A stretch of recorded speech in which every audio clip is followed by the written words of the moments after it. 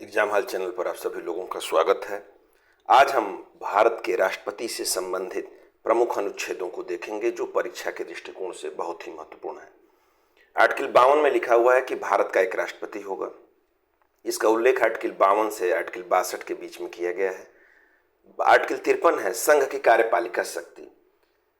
Article 53 में लिखा हुआ है कि संघ की कार्यपालिका शक्ति राष्ट्रपति में निहित होगी और वह इसका प्रयोग इस संविधान के अनुसार स्वयं या अपने अधीनस्थ अधिकारियों के द्वारा करेगा। जो राष्ट्रपति की संवैधानिक स्थिति है वो आर्टिकल 53, 74 और 75 से स्पष्ट होती है। इसके बाद है आर्टिकल 54 राष्ट्रपति का चुनाव और 55 है चुनाव की प्रक्रिया।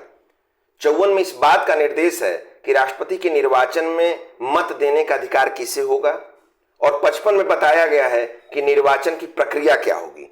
54 में ही निर्वाचक मंडल या निर्वाचक गण के माध्यम से होगा और इसमें कौन होंगे? संसद के दोनों सदनों के निर्वाचित सदस्य होंगे, राज्यों के विधानसभाओं के निर्वाचित सदस्य होंगे। ध्यातव्य है कि राज्यों से सिर्फ विधानसभाओं के सदस्यों को निर्वाचक गण में शामिल किया जाता है, लेजिस्लेटिव काउंसिल नहीं। विधान परिषद के सदस्य राष्ट्रपति के चुनाव में भाग नहीं लेते हैं। बाद में 54 में ही 70वें संविधान संशोधन 1992 के द्वारा ये दिल्ली राष्ट्रीय राजधानी क्षेत्र को और पुदुचेरी को शामिल कर लिया गया राष्ट्रपति के निर्वाचक मंडल में। आर्टिकल 55 है कि चुनाव की प्रक्रिया क्या होगी। आर्टिकल 56 है राष्ट्रपति का कार्यकाल क्या होगा पद का। 57 है पुनर्निर्वाचन की पात्रता।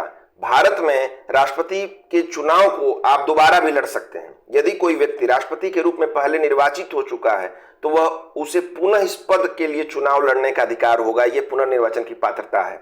अमेरिकी संविधान में ऐसा नहीं है। वहां पहले तो लड़ सकता था, लेकिन 22वें संविधान संशोधन अधिनियम 1951 द्वारा यह नियम बना दिया गया कि कोई भी व्यक्ति अधिकतम 2 बार ही राष्ट्रपति पद पर निर्वाचित हो सकता है। आर्टिकल 58 है चुनाव के लिए योग्यता। हमारे यहाँ भारत में राष्ट्रपति के चुनाव लड़ने के लिए जो एलिजिबिलिटीज हैं वो है कि भारत का नागरिक होना चाहिए, 35 वर्ष की आयु पूरी कर चुके हों, लोकसभा का सदस्य निर्वाचित होने की अर्हता रखते हों और किसी भी लाभ के पद पर भारत सरकार के न हो।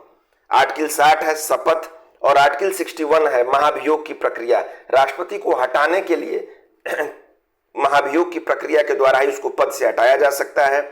आर्टिकल 62 है राष्ट्रपति के पद को भरने के लिए चुनाव का समय और आकस्मिक रिक्ति के समय राष्ट्रपति के पद को कैसे भरा जाएगा। ये महत्वपूर्ण अनुच्छेद थे जो परीक्षाओं में आपसे पूछे जाते हैं। इस तरह की वीडियो शीघ्रता से आपको हमारी मिलती रहे, इसलिए हमारे चैनल को जरूर सब्सक्राइब करें।